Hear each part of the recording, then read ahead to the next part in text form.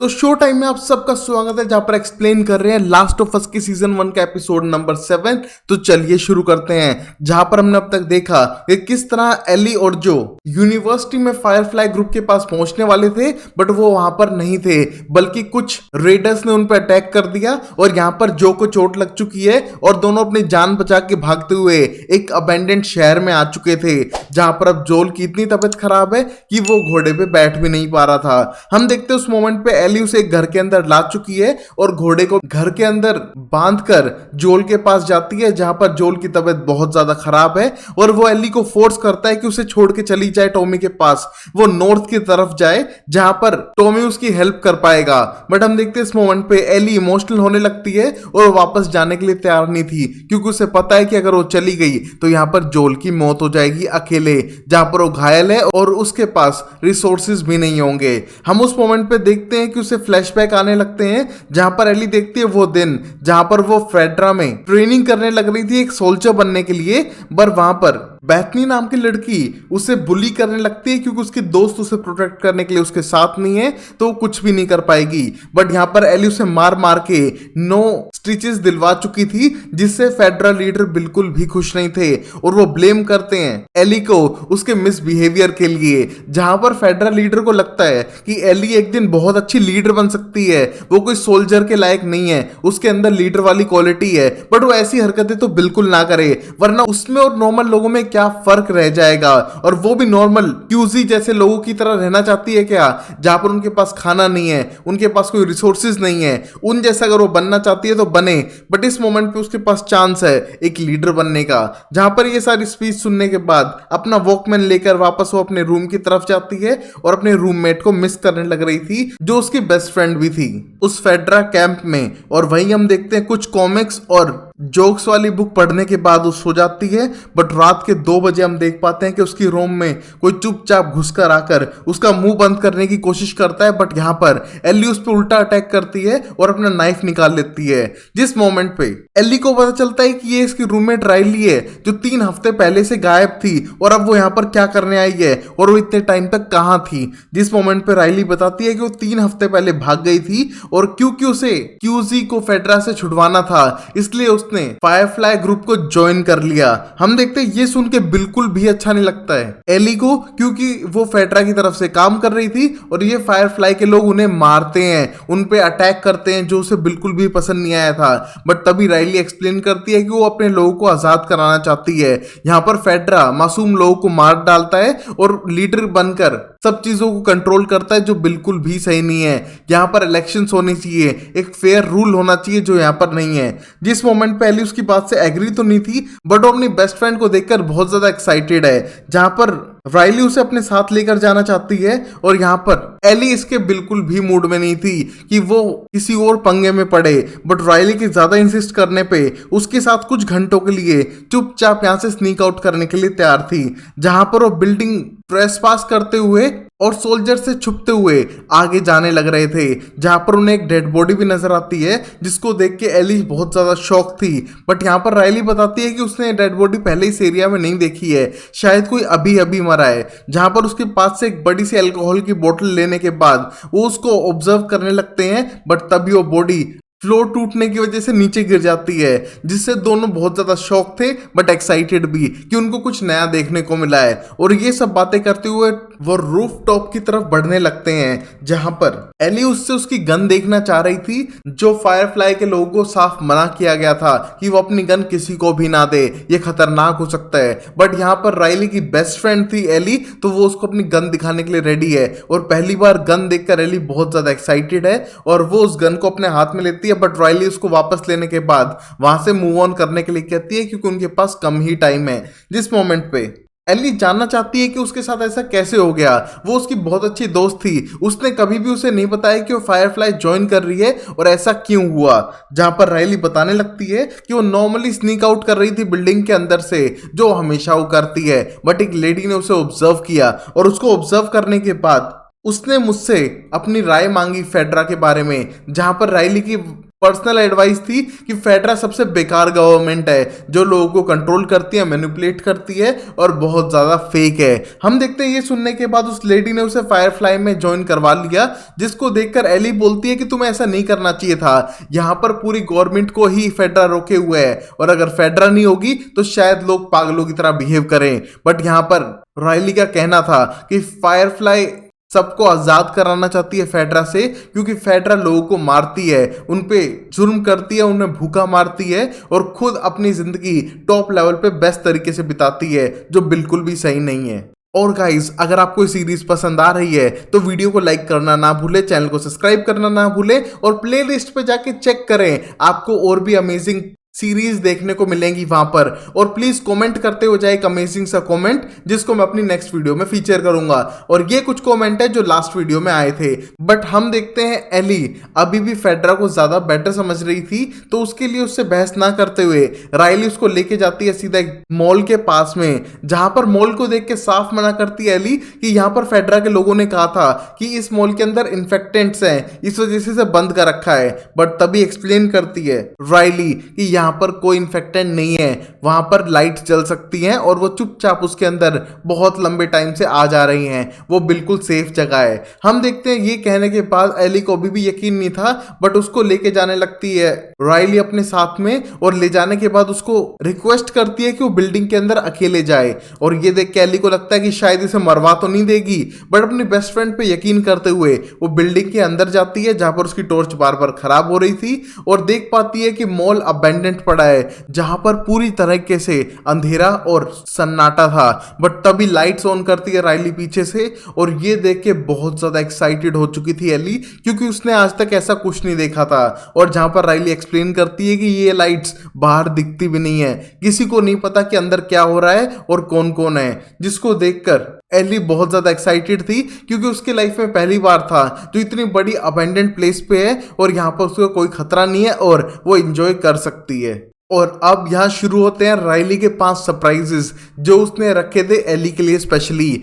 जहां पर उनमें से पहला था एलिवेटर, जिसको देख के एली बहुत ज्यादा एक्साइटेड है, क्योंकि उसने अपनी जिंदगी में ऐसा कुछ नहीं देखा, एक इलेक्ट्रिकल स्टेयर्स, और उसको देख के बहुत ज्यादा एक्साइटेड थी। और यहाँ पर वो बताने लगती है कि अभी और 4 बचे हैं। जिस मोमेंट पे एली यहाँ पर आकर खुश है और देख पाते हैं कि अब तक उन्हें कोई भी इन्फेक्टेड नहीं मिला है, ये बिल्डिंग बिल्कुल सेफ है और वो दोनों यहाँ पर सिर्फ एक दूसरे के साथ है। हम देखते हैं आगे बढ़ते समय देख पा रहे थे कि कई सारे स्टोर लूट लिए गए हैं और कुछ को हाथ भी नहीं लगाया है, जहां राइली एक्सप्लेन करने लगती है कि उसकी मॉम बताया करती थी जब ये सब कुछ शुरू हुआ था तब लोगों ने इन मॉल्स पे अटैक किया, जो जो चीजें उन्हें जरूरत थी उन सबको लेकर चले गए। और ये देखकर रेली बोलती है कि लोगों को जूतों की ज्यादा जरूरत थी ना कि साबुन की, यहाँ पर साबुन वाले स्टोर को किसी ने हाथ ही नहीं लगाया था, सारे सोप्स यही हैं, सारे कपड़े यही हैं, बस सबके स्नीकर्स गायब हैं। और ये देख के एली कंफ्यूज है कि लोगों ने सिर्फ जूते वाले स्टोर पे अटैक किया है, यहाँ पर सारे सोप्स यही हैं, सारे कपड़े यही हैं और किसी को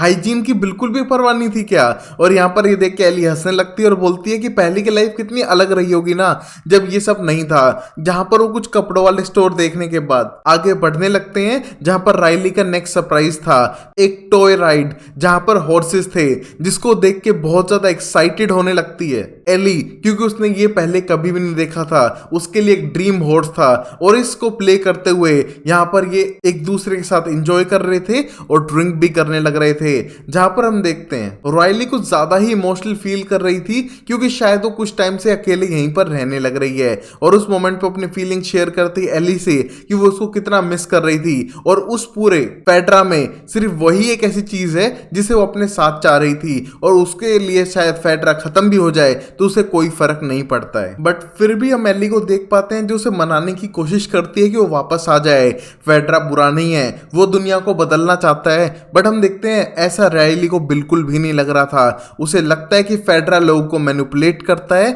और कंट्रोल करता है, जो बिल्कुल भी सही नहीं है। वो बिल्कुल सही प्लेस पे है। वैसे भी 17 के होने के बाद फेड्रा उन्हें कोई जॉब देती और उसको जॉब मिली थी सीवेज चेकर की, जो सिर्फ लोगों को वॉशरूम जाते हुए चेक करे, ये कोई जॉब नहीं होती है। और ये सब देखने के बाद वो पैनिक हो गई और उसने फेड्रा छोड़ दिया, जहां पर एली एक्सप्लेन करती है कि उसे मुझसे शेयर करना चाहिए था, बट यहाँ पर वो इतनी पैनिक थी कि उसने एली से कुछ शेयर नहीं किया और वो सीधा उस प्लेस से भाग आई। और अब वो उन बातों को ना याद करते हुए अपनी लाइफ में खुश होना चाहती है, जहां पर वो लेके जाती है एली को अपने नेक्स्ट ट्रिप की तरफ, जहां वो फोटो क्लिक करवाने वाले थे। हम देखते हैं क्लिक तो होते हैं बहुत सारे एक्साइटिंग फोटो, बट अच्छे प्रिंट में नहीं आए थे क्योंकि शायद इंक पुरानी हो गई हो। और फिर भी एली बहुत ज्यादा एक्साइटेड थी उन फोटो को देखकर, उन फोटो को अपने पास रखती है और आगे बढ़ने की कोशिश करती है जहां पर वो नेक्स्ट प्लेस पर जाने वाले थे, जहां गाइस हम सबका ड्रीम प्लेस है, एक गेमिंग कैफे। हम देखते हैं इस प्लेस पे आने के बाद एली बहुत ज्यादा एक्साइटेड थी क्योंकि उसने आज तक आर्केड गेम्स खेले ही नहीं है, और वो अंदर जाने के बाद बिल्कुल सरप्राइज है क्योंकि उसके लिए तो ड्रीम जैसा था, उसने ऐसी प्लेस कभी नहीं देखी है। हम देखते हो गेम खेलने का ट्राई करती है बट उसे कॉइन चाहिए, बट यहाँ पर हम देखते हैं राइली ने एक दिन पहले सब चीजों की तैयारी कर ली थी, जहां पर उसने कॉइन बॉक्स को तोड़ के उसके लिए बहुत सारे कॉइन इकट्ठे कर लिए हैं। हम देखते हैं अपने कॉइन्स को यूज करने के बाद वो मोर्टल कॉम्बैट 2 गेम खेलना स्टार्ट करते हैं और खेलते खेलते बहुत ज्यादा खुश थे एक दूसरे के साथ टाइम बिताते हुए, जिसको देख के एली बोलती है कि तुम मेरी बेस्ट फ्रेंड हो। हम देखते हैं यहाँ पर राइली को लगता है कि वो अब से नहीं स्टार्टिंग से ही उसकी बेस्ट फ्रेंड है और वो उसके लिए कुछ भी कर सकती है। और यहाँ पर ये दोनों इतनी सारी आवाजें कर रहे हैं, शोर मचा रहे हैं, बट हम देख पा रहे थे कि इस मॉल के अंदर एक कोने में एक इन्फेक्टेड है जो अभी इनकी आवाज सुनने के बाद खड़े होने की ट्राई करता है। और यहाँ पर हम देख पा रहे थे कि ये एक स्टॉकर था जिसके पूरी बॉडी पे फंगस निकलने लगा था और वो अब खड़ा होकर इनको ढूंढने की कोशिश करेगा, जहां पर इन दोनों को पता नहीं है कि इस बिल्डिंग के अंदर कुछ इन्फेक्टेंट तो अभी भी हैं और उनको लग रहा है कि बिल्कुल सेफ है और यहां पर कुछ भी कर सकते हैं। जहां पर अब गेम खेलने के बाद राइली उसे लेकर जाने लगती है अपने साथ अगले सरप्राइज की तरफ, जहां पर अब एली और भी एक्साइटेड है कि पता नहीं नेक्स्ट सरप्राइज क्या होगा, बट उसे टाइम से वापस भी जाना है, उसे इस बात का ख्याल रखना था। हम देखते हो जल्दी जल्दी जाने लगते हैं एक टाको बेल के काउंटर पर। उसको क्रॉस करने के बाद एली देख पाती है कि उस प्लेस पे रॉयली रहने लग रही थी और शायद उसे इस प्लेस पे अपॉइंट किया था फायरफ्लाई ने, और वो समझ चुकी थी कि ये कोई उसके लिए ट्रिप नहीं है बल्कि सिर्फ राइली अपनी प्लेस दिखा रही है जिस प्लेस पे वो फायरफ्लाई के लिए ड्यूटी करने लग रही थी, जहां राइली उसका मन भटकाने के लिए उसे उसकी फेवरेट कॉमिक के पार्ट 2 को सुनाने लगती है, जिसको देख के थोड़ी खुश तो थी बट वो देख पाती है उन ग्रेनेड्स को जो रॉयली ने बनाए थे अटैक करने के लिए फेड्रा पे, और वो भी फेड्रा के लिए वर्क करती है कि क्या उस पे भी अटैक करेंगे, जहां पर राइली एक्सप्लेन करती है कि वो उस पे या उसके दोस्तों पे बिल्कुल अटैक नहीं करेगी, ये उसकी गारंटी देती है।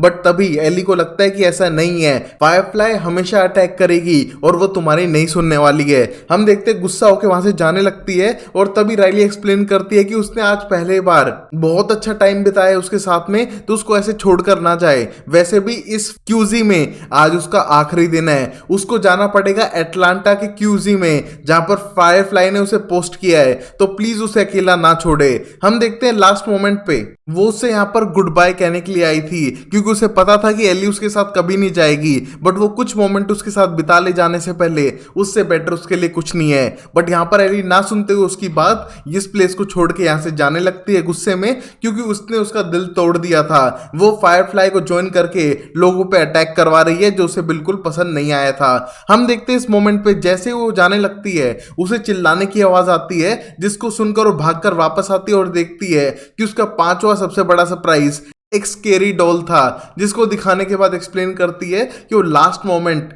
एली के साथ बिताकर ही जाना चाहती थी और यहाँ पर उसका सबसे बड़ा सरप्राइज 5th नंबर का था, ये स्केरी पपेट, और इससे शायद वो स्केयर हुई हो। बट हम देखते हैं यहाँ पर एली उससे स्केयर तो नहीं हुई थी, बट उसे राइली की अब टेंशन होने लगी है कि अब वो उससे दूर चली जाएगी और वो लास्ट मोमेंट एक साथ बिताना चाहते हैं, जहां पर अब एली उसके लिए रेडी हो जाती है क्योंकि वो अपने दोस्त को एक अच्छा सा गुड बाय कहना चाहती थी। हम देखते हैं उस मोमेंट पे वो गाने बजाने लगते हैं और मास्क पहन के डांस भी कर रहे थे, जिस मोमेंट पे एली राइली को किस करती है और दोनों बहुत ज्यादा खुश थे क्योंकि वो बेस्ट फ्रेंड्स भी हैं और शायद उससे ज्यादा भी कुछ है इस मोमेंट पे। बट तभी उन्हें नजर आता है एक इन्फेक्टेड जो उन पर अटैक करने लगता है और ये स्टोकर स्टेज पे है जहां पर उसके अंदर से फंगस उगने लगा है, वो फास्ट भी है और वो देखकर लोगों पे अटैक भी कर पा रहा है। हम देखते हैं इस मोमेंट पे गन मारने लगती है राइली उस पे बार बार, बट वो कुछ ज्यादा ही स्ट्रॉन्ग था, जहां पर अब राइली को गिरा के बेहोश कर देता है और सीधा अटैक करता है एली के ऊपर, जहां पर एली उसे बार बार स्टैब भी कर रही थी,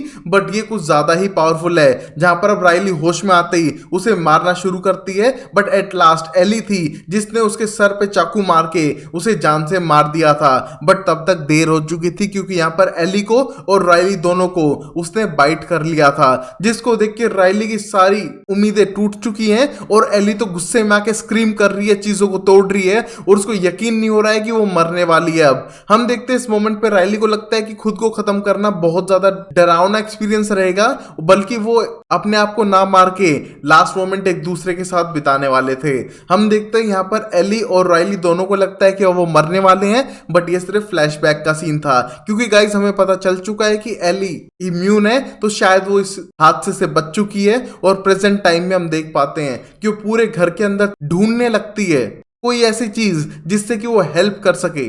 जोल को, और हम देखते हैं उसे मिलती है सुई और धागा, और नीचे आने के बाद जोल के वुंड्स को उससे बांधने लगती है जिससे कि खून ना बहे और वो जल्दी हील हो। और हम देख पा रहे थे कि जोल के कितना मना करने के बाद भी एली उसे छोड़कर नहीं गई है, क्योंकि कहीं ना कहीं उसे पुरानी बातें याद आ रही थी, और वहां पर अब सिर्फ जोल ही एक ऐसे इंसान है जिसे वो बहुत ज्यादा पसंद करती है और वो जिंदा है। हम देखते हैं उसे अपना फादर फिगर समझ रही थी इस मोमेंट पे, और उसकी प्रोटेक्शन के लिए वो कुछ भी कर सकती है। और यहीं पर एपिसोड खत्म होता है, जहां पर शायद जोल की जान बच जाएगी और एली का पास्ट हमें पता चला, जहां पर उसकी बेस्ट फ्रेंड राइली शायद अब इस दुनिया में नहीं है, क्योंकि उसे भी बाइट कर लिया था और वो इसकी तरह इम्यून नहीं थी। तो जानते हैं अगले एपिसोड में होता है क्या। तब तक के लिए वीडियो को लाइक करते जाओ, चैनल को सब्सक्राइब करो और देखते रहो last of us amazing series के लिए। तब तक के लिए take care, bye bye, signer and Tata.